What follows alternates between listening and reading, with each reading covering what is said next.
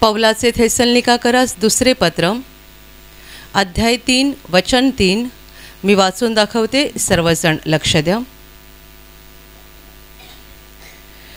प्रभू विश्वसनीय आहे, तो तुम्हाला स्थिर करील व त्या दुष्टापासून राखील.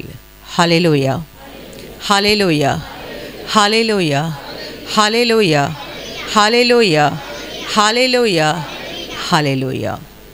देवाचं वचन आपल्याला शिकवत आहे, प्रभू विश्वसनीय आहे, विश्वसनीय, तो तुम्हाला स्थिर करील आणि त्या दुष्टापासून राखील.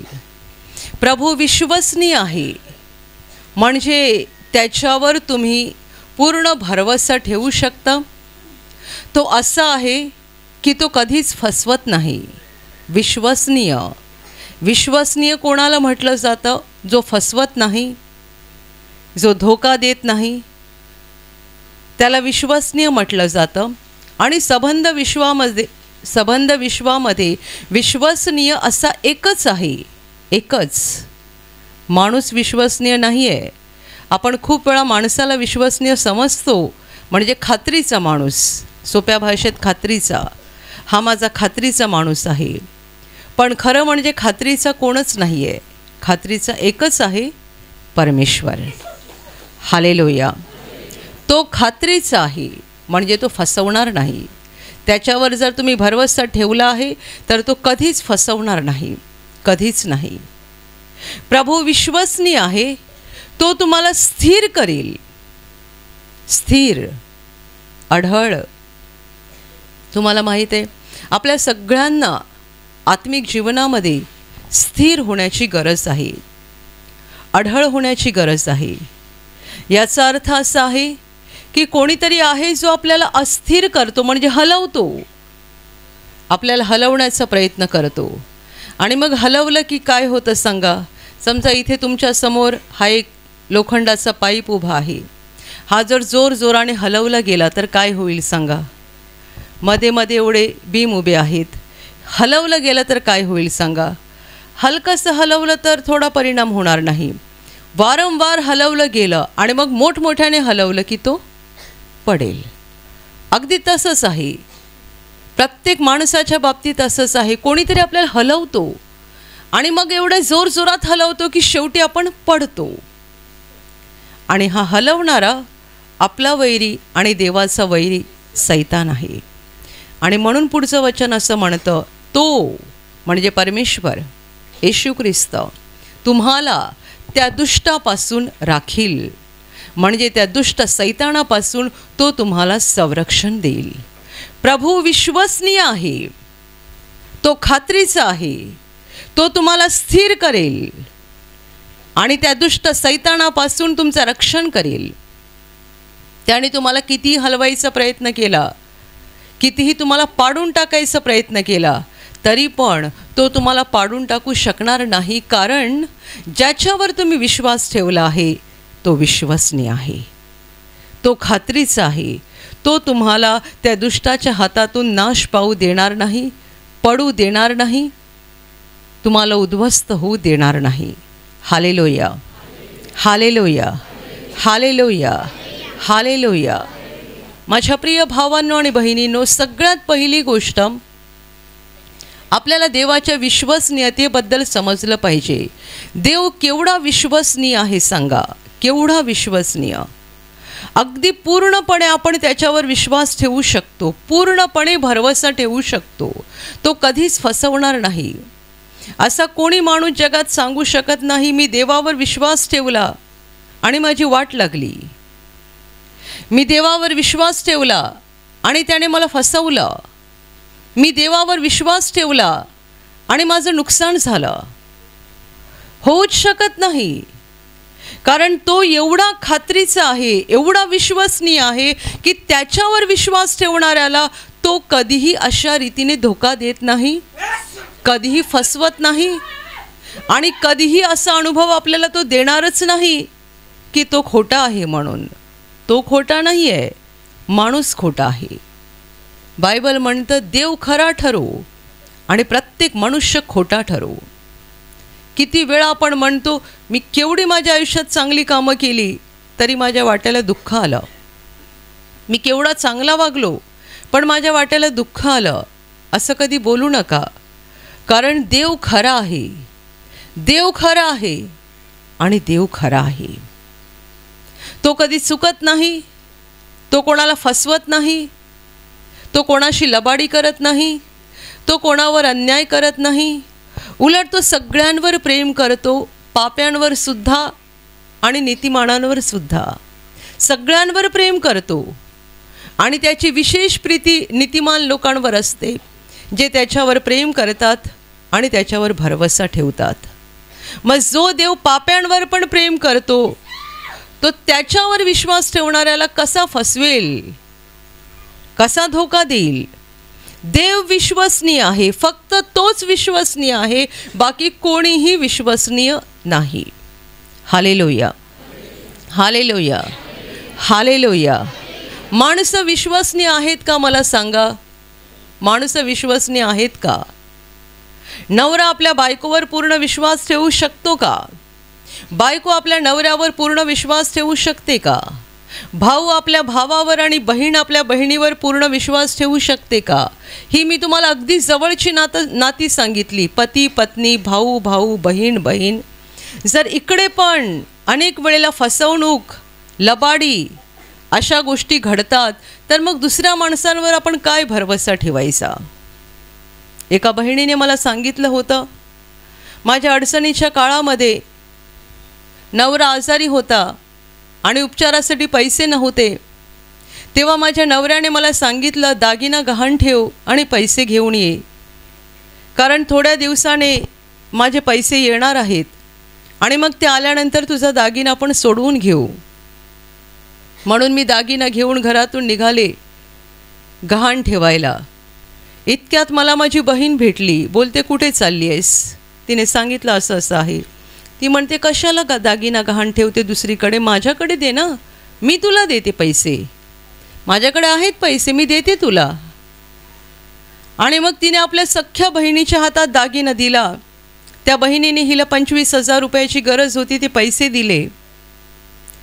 तिच्या नवऱ्याचा उपचार झाला. काही महिन्यातच नवऱ्याचे काही पैसे यायचे होते, ते आले. आणि मग ही पैसे घेऊन आपल्या बहिणीकडे गेली. ताई हे पैसे घे आणि दागिना दे. ताईने पैसे घेतले आणि ती तिला म्हणते ते दागिना असू दे, माझ्याकडेच आहे ना, मी काही परकी आहे का, राहू दे. ती म्हणते पण आता दे ना पैसे, तुला मी दिले ना. ती म्हणते अगं मी कोण परकी आहे का, राहू दे माझ्याकडे. आणि तुम्हाला माहीत आहे किती वर्ष गेली पण तिने आपल्या बहिणीचा दागिना परत दिलाच नाही. सांगणारी बहीण माझ्यासमोर रडते आणि मला बोलते माझी सख्खी बहीण मला दागिना द्यायलाच तयार नाही आहे.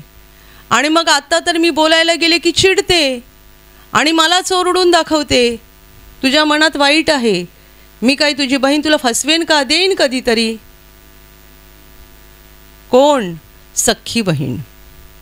Hallelujah, hallelujah, hallelujah, hallelujah. तुम्ही कधी ऐकलं असेल एखाद्या ठिकाणी कुठे अपघात झाला, अपघात, आणि एका वेळेला 2-4 माणसं मृत्युमुखी पडली की काही लोक तिकडे धावत धावत जातात. कशासाठी माहीत आहे? त्यांच्या अंगावरचे दागिने काढायला, हातातलं घड्याळ काढायला, पैसे चोरायला. माणसंच, ती पण माणसं, ही पण माणसं. पण तिथे समजा परके लोक आहेत, इकडे सख्खी बहीण सख्ख्या बहिणीला फसवते. आणि हा एक प्रकार नाही आहे, पुष्कळ प्रकार आहेत.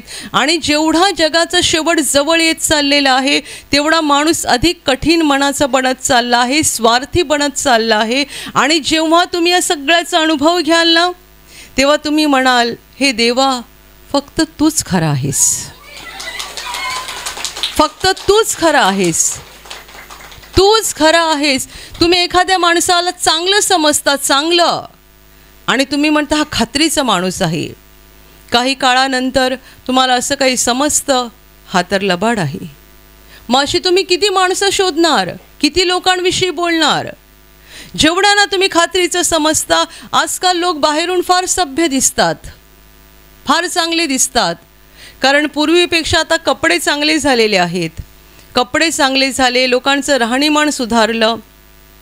पूर्वी लोक शेतात राबायचे, कुठे कुठे कामधंदा करायचे आणि गबाळ्यासारखे दिसायचे. पण आता लोकांचं राहणीमान सुधारलं, कपडे सुधारले तर सगळे दिसायला चांगले दिसतात, बाहेरून सभ्य दिसतात. कोणी सांगणार नाही की हा माणूस एवढा वाईट आहे किंवा हा माणूस एवढा लबाड आहे. आपण त्याला चांगलं समजतो आणि नंतर मग आपल्याला कळतं की असं आहे. पण हे एक माणूस नाही, पुष्कळ अनुभव येतात आणि मग तेव्हा आपण म्हणतो देवा फक्त तूच खरा आहेस, फक्त तू खरा आहेस आणि हेच सत्य आहे. बायबल म्हणतं प्रभू विश्वसनीय आहे. देवाचं वचन आपल्याला बाकी कोणाची खात्री देत नाही. माणसावर आपल्याला प्रेम करायची आज्ञा आहे. आपण माणसावर प्रेम करावं, माणसाला क्षमा करावी, त्याला मदत करावी, सहनशीलतेने वागावं, विश्वास देवावर ठेवावा, भरवसा देवावर ठेवावा, खात्री देवाची बाळगावी, माणसाची नाही. Hallelujah, hallelujah, hallelujah, hallelujah, hallelujah. एखाद्या बहिणीला कोणी सांगितलं, ताई तुमचा मुलगा ना अमुक रस्त्यावरती उभा होता आणि मी त्याला सिगारेट फुंकताना बघितलं. ती म्हणेल माझा मुलगा? नाही नाही नाही, तू दुसऱ्या कोणाला तरी बघितलं असणार, माझा मुलगा कधीच सिगारेट फुंकू शकत नाही. थोड्या दिवसांनी अजून कोणीतरी सांगितलं, जे सांगतात त्यांच्याबरोबर ती भांडण करते, तुम्ही माझ्या मुलाला काय बदनाम करताय का, माझा मुलगा असं करणारच नाही. आणि मग एक दिवस ती स्वतः बघते, तेव्हा तिला धक्का बसतो, माझा मुलगा सिगारेट फुंकायला लागला.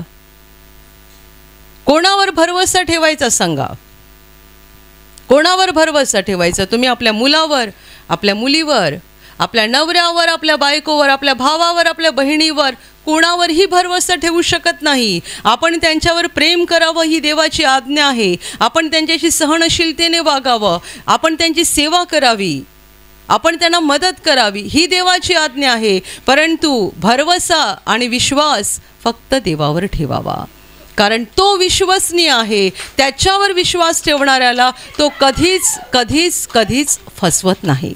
Hallelujah, hallelujah, hallelujah, hallelujah. आपण बायबलमध्ये सुंदर प्रसंग वाचतो, जो तुम्ही पुष्कळ वेळा ऐकला असेल, की प्रभू येशूकडे एक परराष्ट्रीय बाई आली होती. तिच्या मुलीला येशूने बरं करावं म्हणून विनंती करायला. मुलगी होती घरामध्ये, तिला भूताने पछाडलं होतं आणि ही बाई खूप दुःखी होती.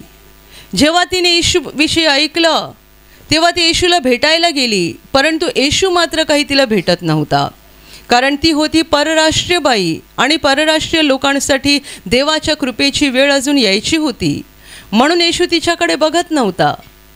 पण ती बाई येशूच्या मागून ओरडत चालली होती, ओरडत चालली होती. येशू पुढे चाललाय, त्याचे शिष्य आणि बाकीचे लोक त्यांच्या मागे चालले आहेत आणि सगळ्यांच्या मागून ओरडते, येशू माझ्यावर दया करा, प्रभूजी माझ्यावर दया करा, माझ्या मुलीला वाचवा, माझ्या मुलीला वाचवा. तिचं रडणं ओरडणं चालू होतं आणि शेवटी येशूचे शिष्य वैतागल्याने येशूला म्हणाले, तिला पाठवून द्या, ती आपल्या मागून सतत ओरडत येत आहे. येशू थांबला, त्यांच्याशी काही बोलला. तेवढ्यात ती बाई पोहोचली, पुन्हा तीच विनंती करत होती. येशू तिला म्हणतोय, मुलांची भाकर घेऊन घरच्या कुत्र्यांना घालणं बरं नाही आहे. आणि त्यावेळेला ती बाई म्हणाली, खरेच प्रभूजी, परंतु मुलांच्या मेजावरून जे खाली पडतं ते घरची कुत्री खातात. असं बोलता बरोबर येशू तिला म्हणाला, बाई तुझा विश्वास मोठा, तुझी इच्छा सफळ हो. आणि त्याच घटकेला तिची मुलगी, जी घरात अंथरुणावर होती, जिला भूताने पछाडलं होतं, भूत तिला सोडून निघून गेलं आणि ती मुलगी बरी झाली. Hallelujah, hallelujah, hallelujah. तो विश्वसनीय आहे. ती बाई विश्वासाने येशूकडे आली, विश्वासाने, आणि तिला तिच्या विश्वासाचं फळ मिळालं. 12 वर्षाच्या बाईला रक्तस्राव होत होता. तिने गर्दीत शिरून येशूच्या कपड्याला हात लावला, विश्वासाने हात लावला. मी याच्या वस्त्राच्या गोंड्याला जरी शिवले तरी बरी होईन. आणि जसा तिने येशूच्या कपड्याला हात लावला, येशूच्या अंगातून सामर्थ्य निघालं आणि एका क्षणात तिला अनुभव आला की तिचा रक्तस्राव निघून गेलेला आहे, बंद झाला आहे. 12 वर्षाच्या आजारातून एका क्षणात ती बरी झाली. त्याच्यावर विश्वास ठेवणारा कधीच लज्जित होत नाही. Hallelujah, hallelujah, hallelujah, hallelujah. माझ्या प्रिय भावांनो आणि बहिणींनो, संपूर्ण बायबल देवाच्या विश्वसनीयतेचा पुरावा देत आहे. आदिमानव आदाम याच्यापासून सुरुवात करून पुढे जेवढी माणसं या बायबलमध्ये नोंदवली गेलेली आहेत, त्यांच्या बाबतीत देव कसा कसा कसा विश्वसनीय राहिला, कसा कसा कसा विश्वसनीय राहिला. अब्राहमाला देवाने वचन दिलं होतं, ज्याला मूलबाळ नव्हतं आणि म्हातारा झाला होता, त्याला देवाने वचन दिलं, मी तुझी संतती आकाशातल्या ताऱ्या एवढी आणि समुद्र किनाऱ्यावरच्या वाळू एवढी करीन. ज्याला मूलबाळच नाही आहे आणि जो आता 90 वर्षाचा होत चालला, त्याला देव म्हणतोय, तुला मी एवढी मुलं देईन. आकाशात जेवढे तारे आहेत कोणाला मोजता येत नाही, समुद्र किनाऱ्यावर जेवढी वाळू आहे कोणाला मोजता येत नाही, एवढी मी तुला मुलं देईन, एवढी तुझी संतती होईल. अब्राहमाने विश्वास ठेवला देवाच्या शब्दावर आणि जो देव विश्वसनीय त्याने त्याचे शब्द पुरे केले. अब्राहमाला म्हाताऱ्या वयात मुलगा झाला आणि त्याचा मुलगा पुढे आणि पुढे आज इस्रायल देश आहे, जे अब्राहमाचे संतान आहेत, शारीरिक संतान. आणि आपण सगळे पण अब्राहमाचीच मुलं आहोत, कारण बायबल म्हणतं आपण आत्म्याने तारण झाल्यामुळे अब्राहमाची मुलं झालो. Hallelujah, hallelujah.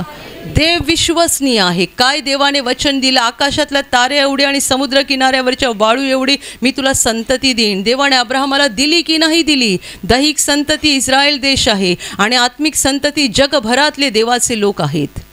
जेवढे येशूवर विश्वास ठेवतात ते सगळे आत्म्याने अब्राहमाची मुलं आहेत. हालेलुया. देव विश्वसनीय आहे. तो कोणालाच फसवत नाही, कोणालाच नाही, अगदी कोणालाच नाही. जेवढे त्याच्यावर विश्वास ठेवतात त्या सगळ्यांना तो प्रतिफळ देतो. म्हणून बायबल असं म्हणतं की प्रभू विश्वसनीय आहे, तो तुम्हाला स्थिर करील, स्थिर, आणि त्या दुष्टापासून राखील. या विश्वासाच्या प्रवासामध्ये तो दुष्ट म्हणजे सैतान तुम्हाला खूप हलवण्याचा प्रयत्न करेल, खूप हल्ले करेल तुमच्यावर. तुमचा विश्वास कमकुवत करायचा, तुमचा विश्वास उद्ध्वस्त करायचा, तुमचा विश्वास पूर्णपणे नाहीसा करायचा तो प्रयत्न करेल. असे हल्ले करेल, असे प्रसंग येतील, अशा घटना घडतील की तुम्हाला वाटेल संपलं सगळं, देवाने मला काहीच दिलं नाही, देवाने माझं नुकसान केलं, देवावर विश्वास ठेवून मला काहीच मिळालं नाही. तुमच्या मनात असे विचार येतील, तुमच्यातून अशा भावना तयार होतील, माझं नुकसान झालं, माझं नुकसान झालं, मी देवावर विश्वास ठेवला खरा परंतु माझा काही फायदा झाला नाही.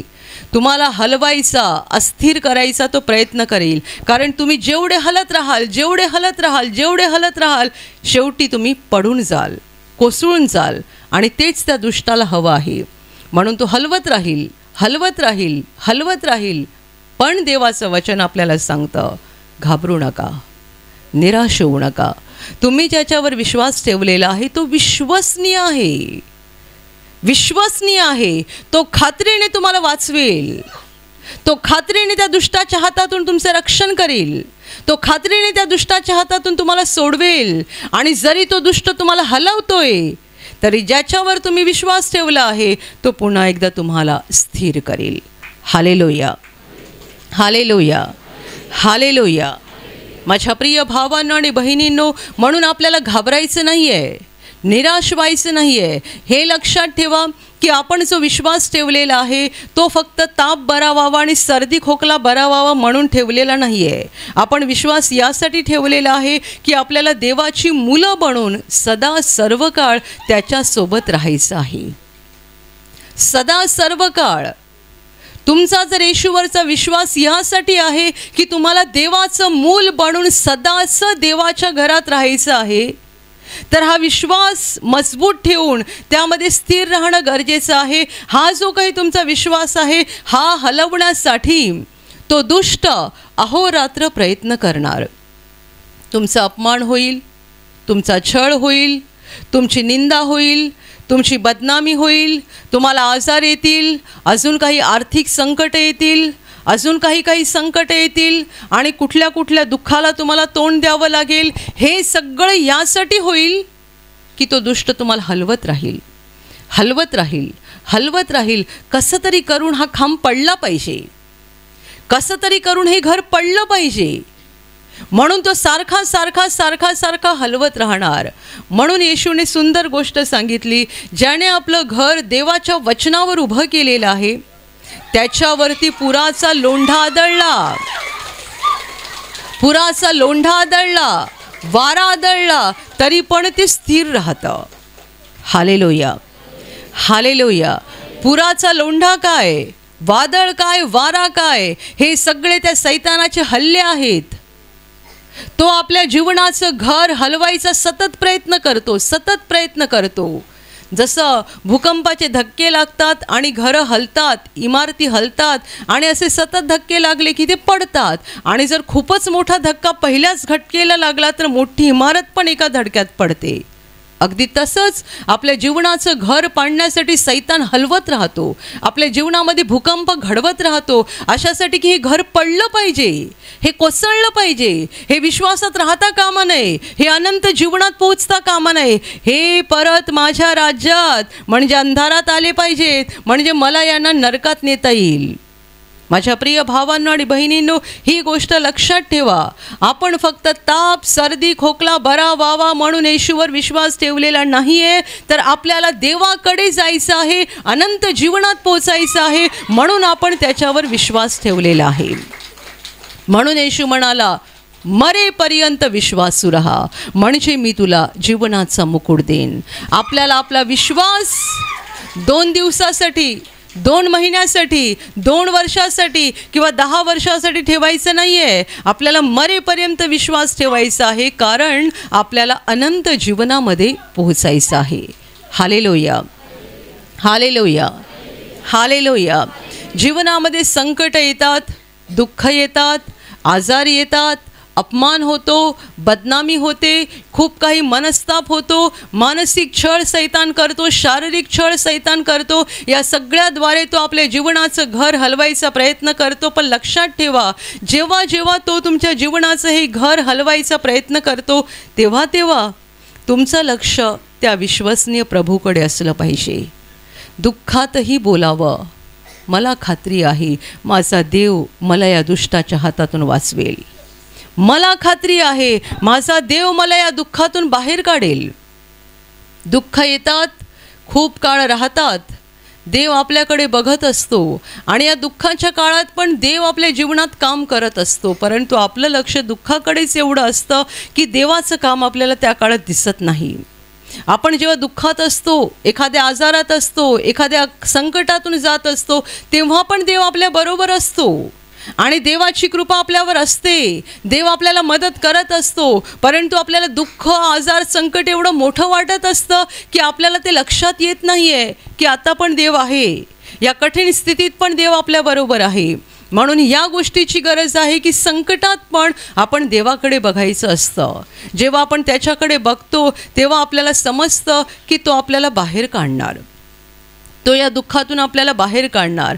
हा विश्वासाचा प्रवास पूर्ण होईपर्यंत किती संकट येतील सांगा, तुमचा किती अपमान होईल सांगा, किती छळ होईल सांगा, मानसिक छळ आणि शारीरिक छळ सैतान तुमचा किती करील सांगा. पुष्कळ, एकदा, दोनदा, तीनदा, 10दा होत राहील. पण प्रत्येक वेळेला देव या संकटातून आपल्याला बाहेर काढेल, कारण वचन म्हणतं तो तुम्हाला स्थिर करील आणि त्या दुष्टापासून राखील. तो प्रत्येक वेळेला आपल्याला बाहेर काढेल, बाहेर काढेल, बाहेर काढेल, बाहेर काढेल. आणि सगळ्यात शेवटी एखादी गोष्ट आपल्या जीवनात अशी घडेल की त्यातून कदाचित आपण या जगात लोकांना जिवंत दिसणार नाही, म्हणजे आपला मृत्यू होईल. परंतु मृत्यू म्हणजे शेवट नाही, तर तिकडून आपण अनंत जीवनामध्ये पोहोचणार आहोत. Hallelujah, hallelujah, hallelujah, hallelujah, hallelujah, hallelujah. मोशे देवाचा फार मोठा नीतिमान माणूस, ज्याने इस्रायल लोकांना मिसर देशातून बाहेर काढून देवाने दिलेल्या देशामध्ये नेण्यासाठी 40 वर्षे मेहनत घेतली. 40 वर्षे लोकांचं नेतृत्व करून तो त्यांना जंगलातून, वाळवंटातून चालवत राहिला, नेत राहिला. लोकांनी त्याला किती त्रास दिला, किती मनस्ताप झाला, किती दुःख झालं.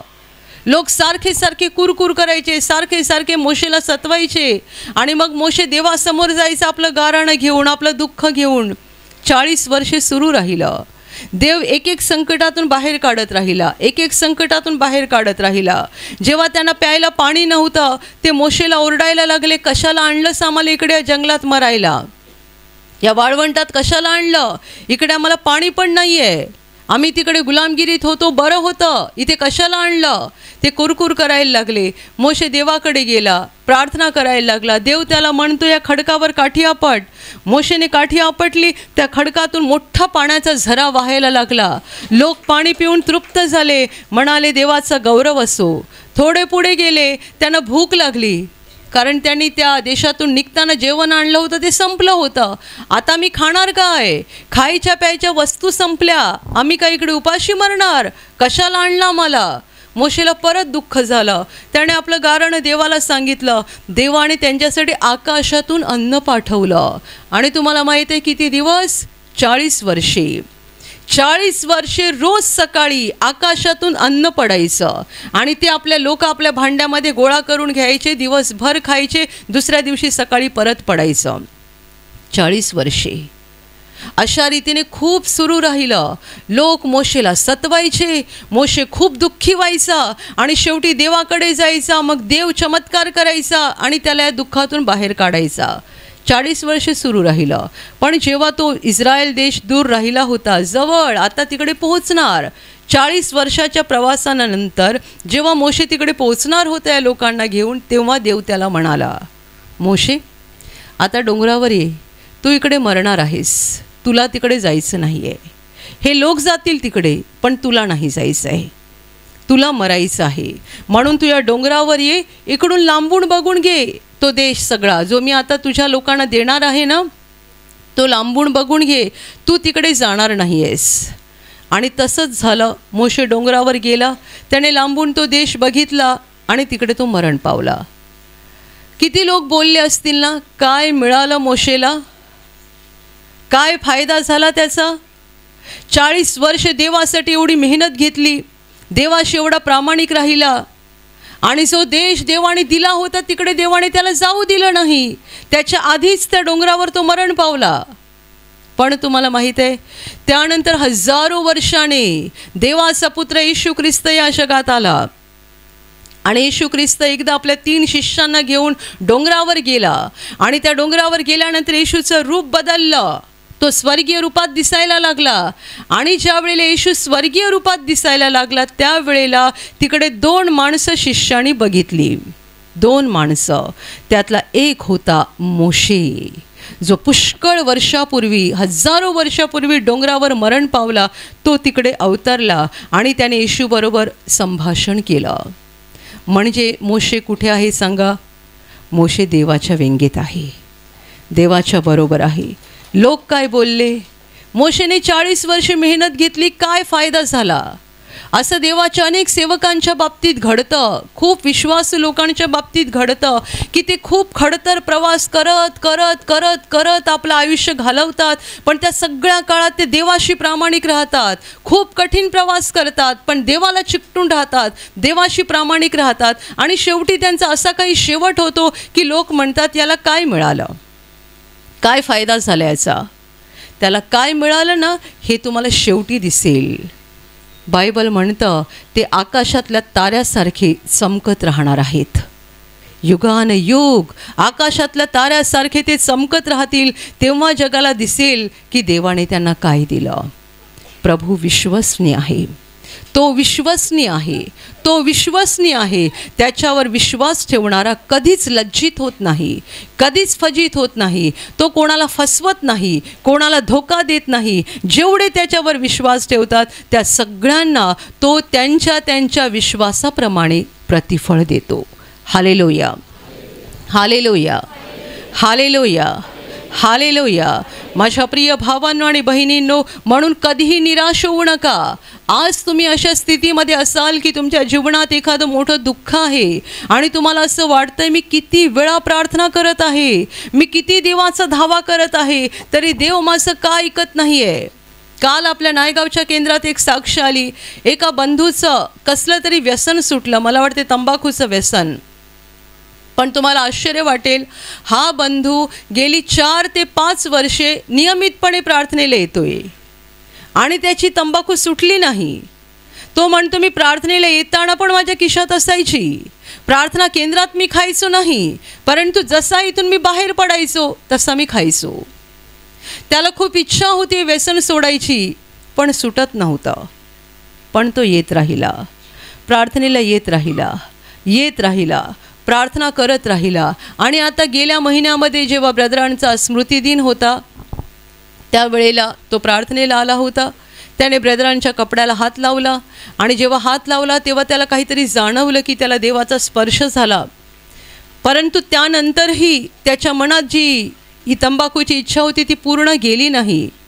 तो म्हणतो, 1-2 दिवस त्यानंतर निघून गेले आणि मला एक विश्वासू भाऊ भेटला, प्रभूवर विश्वास ठेवणारा, आणि तो मला म्हणाला, तुझं हे व्यसन सुटत नाही आहे ना, तर तू उपवास प्रार्थना कर. आणि हे बंधू म्हणतात, जसा तो मला बोलला तू उपवास प्रार्थना कर, तेव्हा माझ्या अंगातून काही निघून गेलं आणि त्या क्षणापासून हे व्यसन माझं पूर्णपणे सुटलं. म्हणजे उपवास प्रार्थना केली पण नाही, फक्त त्या भावाने याला सांगितलं की तू उपवास प्रार्थना कर हे व्यसन सुटण्यासाठी. आणि तो म्हणतो, जसा तो बोलला उपवास प्रार्थना शब्द ऐकतावर माझ्या अंगातून काहीतरी गेलं आणि त्या क्षणापासून मी व्यसनातून मुक्त झालो. Hallelujah, hallelujah, hallelujah. आणि मग तेव्हापासून दर आठवड्याला ते आता उपवास करतात. ती वेगळी गोष्ट. ते म्हणतात, मी दर शुक्रवारी प्रार्थनेला येतो, पण दिवसभर मी उपवास करतो, कारण एका शब्दाद्वारे देवाने त्याच्या जीवनामध्ये कार्य केलं. पण ह्या माणसाला व्यसन सोडण्यासाठी जवळजवळ 4 ते 4.5 वर्षे लागली. तो प्रार्थनेला येत राहिला. खूप वेळेला असं होते की आपल्याला वाटतं देव आपली प्रार्थना ऐकत नाही आहे, देव माझं ऐकत नाही आहे. काही लोक म्हणतात, देवाने माझ्या पुष्कळ प्रार्थना ऐकल्या पण ही ऐकत नाही आहे, देवाने माझ्या जीवनात पुष्कळ काम केलं पण हे एक काम होत नाही आहे. बघा, देवाचं वचन आपल्याला शिकवतं, तो विश्वसनीय आहे. ज्याच्यावर आपण विश्वास ठेवलेला आहे तो विश्वसनीय आहे, तो खात्रीचा आहे, तो फसवणार नाही, तो सोडणार नाही. म्हणून आपला विश्वास आपण हलवायचा नाही आहे. सैतान आपला विश्वास हलवण्यासाठी प्रयत्न करतो. तो आपल्या कानात बोलतो, काय फायदा, इतकी प्रार्थनेला जातेस, एवढी प्रार्थना करते.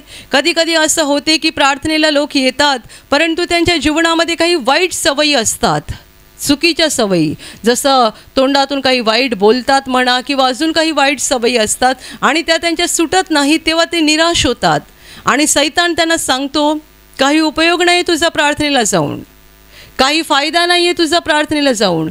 घरातले लोक पण सांगतात, काय फायदा प्रार्थनेला जाऊन, कशाला जातोस, कशाला जाते, प्रार्थनेला जाऊन सुधारलीस का, प्रार्थनेला जाऊन सुधारलास का. हे जेव्हा आपण ऐकतो ना, तेव्हा आपण मनाने खचतो, निराश होतो. खरंच माझा काही उपयोग नाही आहे, देव मला या बंधनातून सोडवत नाही आहे, ही माझी सवय काही जात नाही आहे, मी याच्यातून काही बाहेर पडत नाही आहे. आणि मग प्रार्थनेला येणं ते बंद करतात. म्हणजे काय झालं, सैतानाने घर हलवलं आणि शेवटी पडलं ते. Hallelujah, hallelujah, hallelujah. पण जी व्यक्ती म्हणते की नाही, देव खरा आहे, कोण जर त्याला सांगतोय प्रार्थनेला जाऊन तुझा फायदा काय, तू सुधारला नाही, हो, कारण मी चुकीचं आहे, पण मी ज्याच्याकडे प्रार्थनेला जातो तो खरा आहे, मी खोटा आहे पण तो खरा आहे. आणि तो खरा असल्यामुळे माझा त्याच्यावर भरवसा आहे की त्याने माझ्यासाठी पण एक दिवस ठेवला आहे, त्या दिवशी तो मला याच्यातून बाहेर काढेल. त्याने माझ्यासाठी एक दिवस ठेवला आहे, त्या दिवशी तो मला याच्यातून सोडवेल. एका बहिणीने तिच्या नवऱ्याला घेऊन साक्ष दिली. नवऱ्याला किती वर्ष दारूचं व्यसन होतं, घरामध्ये भयानक अवस्था होती. ती म्हणते तो स्वतः काही कमवायचा नाही, म्हणजे जे काही कमवायचं घरात काही द्यायचं नाही, आणि म्हणून मी कामाला जायचे, पण मी जे काही कमवून आणायचे ते पण त्याने आम्हाला घरात कधी शांतीने खाऊ दिलं नाही. इतकी भांडणं, मला इतकं मारणार, इतका त्रास की 2 घास सुखाने मी जेवले पण नाही. रडून त्या बहिणीने साक्ष दिली. ती म्हणते, मी काही वेळा विचार केला, ट्रेन खाली जाऊन आत्महत्या करणार, जीवनाला काही अर्थ नाही आहे, हे जीवन काय आहे? माझी छोटी मुलगी शेजाऱ्यांकडे देऊन मी कामाला जायचे, अशी माझी अवस्था होती. घरात जेवण बनवलं तर मला जेवायला मिळत नव्हतं. पण शेवटी तिला शेजारणीने प्रार्थनेविषयी सांगितलं. ती प्रार्थनेला येत राहिली. त्यावेळेला आपल्या निकणेला शिबिरं व्हायची. ती निकणेला शिबिराला आली. ती म्हणते की नवऱ्याला खूप सांगितलं पण तो काही येत नव्हता, पण मी येत राहिली. मी प्रार्थना करत राहिली. मला असं वाटत होतं की एक दिवस देव माझ्या नवऱ्यावर दया करेल, एक दिवस देव माझी प्रार्थना ऐकेल. जरी आज नाही तर उद्या, उद्या नाही तर परवा, पण ती वेळ येणारच. मी विश्वासाने त्याच्याकडे मागत राहणार. आणि ती येत राहिली, प्रार्थना करत राहिली, घरात प्रार्थना करत राहिली. आणि अखेर तिच्या नवऱ्यावर देवाची दया झाली. तो पण शिबिरासाठी आला. आणि शिबिरात आल्यानंतर देवाने त्याला व्यसनातून मुक्त केलं. जेव्हा साक्ष दिली तेव्हा काहीतरी 2 वर्ष झाली होती. ही बहीण म्हणते 2 वर्षे माझ्या घरात शांती, शांती आणि शांती आहे. नवऱ्याचं दारूचं व्यसन पूर्ण सुटलं आहे. घरात पैसा पण आणून देतो. आणि आता माझ्या घरात, माझ्या कुटुंबात देवाने शांती भरलेली आहे. Hallelujah, hallelujah, hallelujah. तो विश्वसनीय आहे, तो विश्वसनीय आहे. त्याच्यावर विश्वास ठेवणाऱ्या कोणालाच तो फसवत नाही, कोणालाच तो लज्जित आणि फजित होऊ देत नाही. म्हणून माझ्या प्रिय भावांनो आणि बहिणींनो, तुम्ही आज तुमच्या जीवनात दुःखातून, आजारातून, संकटातून, मनस्तापातून, मानसिक छळातून जात असाल तरी घाबरू नका. यातून तुम्हाला माणूस काढणार नाही, देव काढणार. देवाकडे आपली नजर लावून ठेवा. प्रार्थना करत राहा. देवाची वचनं बोलत राहा. देवाची वचनं वाचत राहा. देवाच्या वचनाकडे आपलं कान आणि आपले हृदय लावून ठेवा. त्याच्याकडे आपले डोळे लावून ठेवा. त्याच्याकडे बघत राहा. आणि खात्री बाळगा, तो खरा आहे, तो खरा आहे, तो खरा आहे. संबंध जग खोटा आहे पण तो खरा आहे. आणि तो मला फसवणार नाही, तो मला लज्जित आणि फजित होऊ देणार नाही. त्याच्याकडे बघत राहा, प्रार्थना करत राहा, विश्वासामध्ये टिकून राहा. तो तुम्हाला दुःखातून बाहेर काढेल, आजारातून बरं करेल, संकटातून मुक्त करेल. आणि एखाद्या आजारात, एखाद्या संकटात देवाने आपल्या प्रत्येकाचं जीवन नेमलेलं आहे. त्यामुळे कधीतरी आपला शेवट होणार आहे.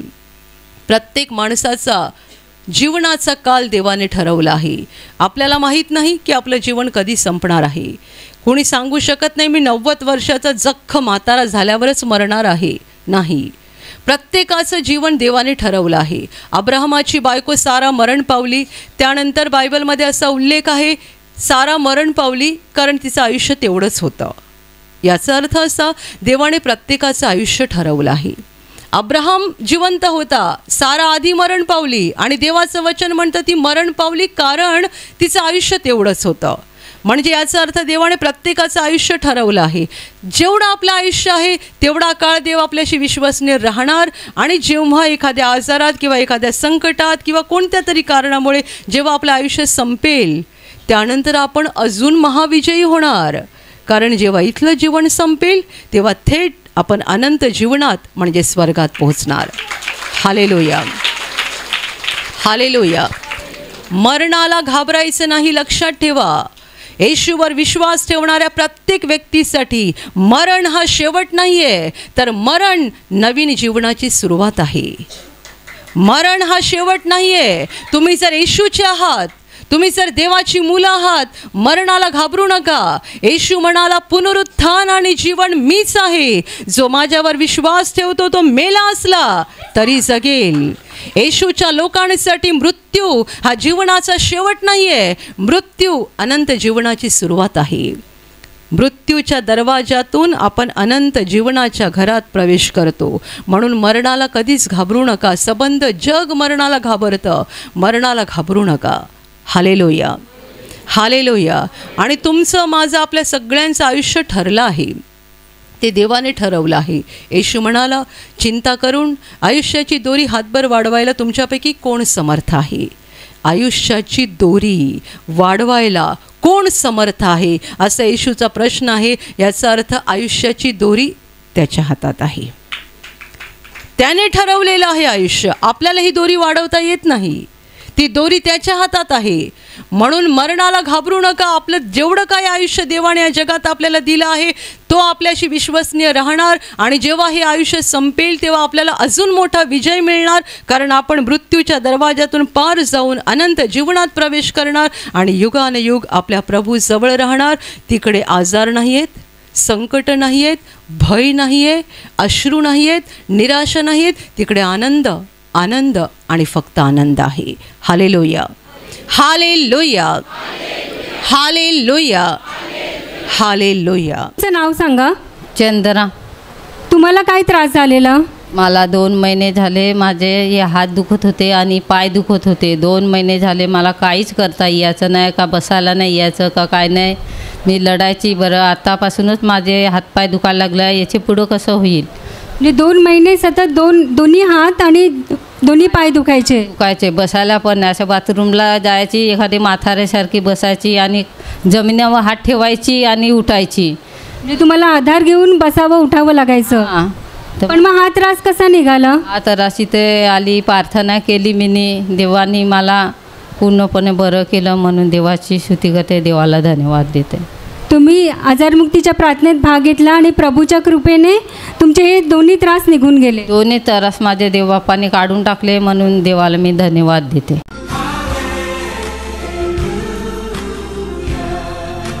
ताई, तुम्हाला काय झालं होतं? माझे 5 वर्ष झालं हे असणं मोठं आहे. म्हणजे फोरी जशी आलेली डोल्यात, तर 3री मीटिंग झाली आहे. तर सिस्टरने प्रार्थना करायला लावली ना, तर एक बाईचा हात असा लागलेला, तर माझ्या डोल्यांचा निघून गेला. 4 वर्ष झाले, 4 महिने झाले म्हणजे ज्या माझ्या साथीन गोला यायचा, तर मी गोला यायचा ना, मी प्रार्थना बोलायचं, वचनं बोलायचं, तर माझा गोला निघून गेला. आता मला बरं आहे. आता दोन्ही त्रास निघून गेला. पहिला तुम्ही म्हणताय की 5 वर्षापासून कोणत्या डोळ्यात? यो डोला डावा उजवा. आणि त्यामुळे म्हणजे काय होतं? फोडी झालेली आतमध्ये, कलिजाची झालेली, ती निघून गेली माझी. मग त्यामुळे तुम्हाला त्रास काय व्हायचा? तरच म्हणजे असं डोला बीट घालायला आपल्याला लागायचीच ती याच पाकल्या, म्हणजे टोचायचं का?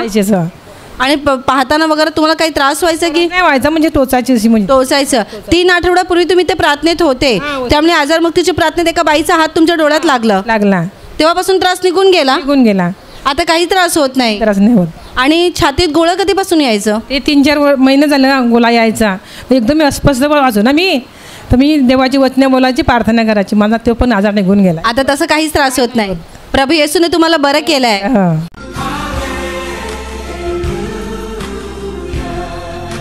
ताई, तुम्हाला काय झालं होतं?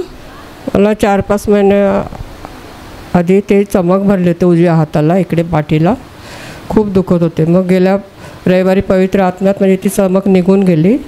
आणि 15 दिवस अगोदर मला जुलाब व्हायचे, खूप जुलाब व्हायचे. मग मी ते 3 वचन बोलत राहिली. मग 4 दिवस झाले मला आता जुलाब नाही होत आहे.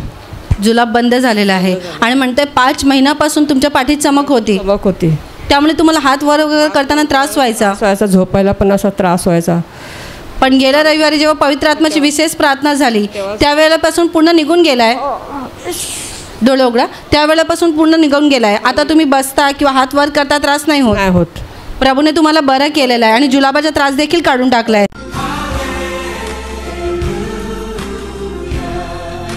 ताई, तुमचं नाव सांगा. प्रियंका सालवी. आणि आज तिथे प्रार्थना चालू असताना तुम्हाला काय दिसलं? मला असंच प्रार्थना सामर्थ्याचा वर्ष हा स्तुतिगीत चालू असताना तिथून ब्रदर सेबेस्टियन पाटील येत होते आणि सिस्टर खुर्चीवर बसलेले आणि प्रत्येकांवर पवित्र उतरत. डोळे उघडा. पवित्र आत्मा सगळ्यांवर उतरत होता आणि ब्रदर म्हणत होते जे दुःखी कष्टी आहेत त्यांचा सात्वन झाल्याशिवाय. ताई, उभे राहा. आता जेव्हा आजारमुक्तीची प्रार्थना सुरू होती आणि सामर्थ्याचं वर्षाव हे गाणं सुरू असताना तुम्हाला असं दिसलं की इथे सिस्टर उभे आहेत आणि समोरून ब्रदर येत आहेत.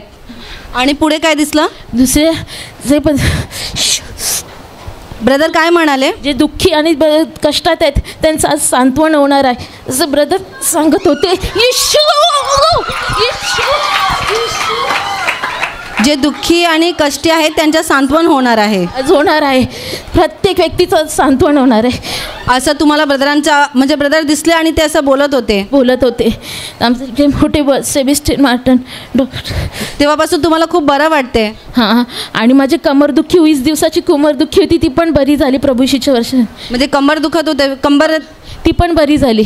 आता जेव्हा तुम्हाला हे दृष्टांत दिसलं, सामर्थ्याच्या वर्ष झाला त्या स्तुतिगीतेमध्ये, आणि 20 दिवसाची कमरदुखी एवढी दुखत होती की बसताना खूप त्रास व्हायचा, सळसळत होतं, पण आता त्या याच्यात माझं ती कमरदुखीसुद्धा निघून गेलेली. आता बसून दाखवा. बसते मी आणि खूप उठते मी. त्रास खूप होत होता, म्हणजे बसलेली उठायला गेलो तर खूप सळसळत असायचं की उठायला खूप त्रास होत होता, आणि ती 20 दिवसाची कमरदुखी पण बरी झाली.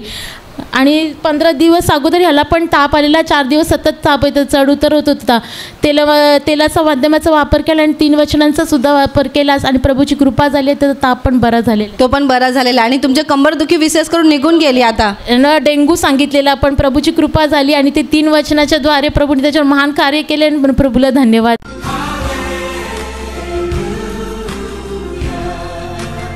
भाऊ, तुमचं नाव सांगा. संजय मोहन बिरमोळे. तुमची काय साक्ष आहे?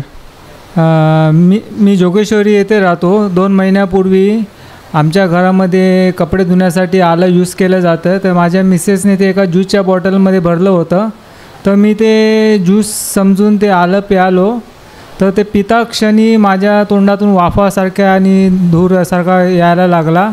मी ते थोडा घाबरलो, पण नंतर मी विचार केला आपल्या घरी आशिषित तेल आहे, त्या आशिषित तेल मी लगेच 2-3 ड्रॉप प्यालो, आणि मी पोटावर क्रूस काढला, आणि मला 2-3 तासामध्ये एकदम बरं वाटलं, आणि प्रार्थना केली मी, त्याच्यामध्ये मला बरं वाटलं. म्हणजे 2-3 तासामध्येच तुम्हाला मग काही त्रास झाला नाही? नाही, 2-3 तासानंतर मला काहीच त्रास झाला नाही. त्यामुळे प्रभू येशूचे मी गौरव करतो. म्हणजे ज्या वेळेला तुम्ही पियाला तेव्हा तोंडातून धूर निघत होता आणि पोटामध्ये जळजळ होत होती? त्या क्षणी माझ्या पोटात जळजळ होत होती आणि तोंडातून धूर येत होता. पण तुम्ही विश्वासाने प्रार्थना माध्यमाचा वापर केला, प्रभूकडे प्रार्थना केली, आणि प्रभूने तुम्हाला पूर्णपणे बरं केलं. हां, प्रभूने मला पूर्णपणे केलं, त्यामुळे प्रभू येशूचे आभार मानतो.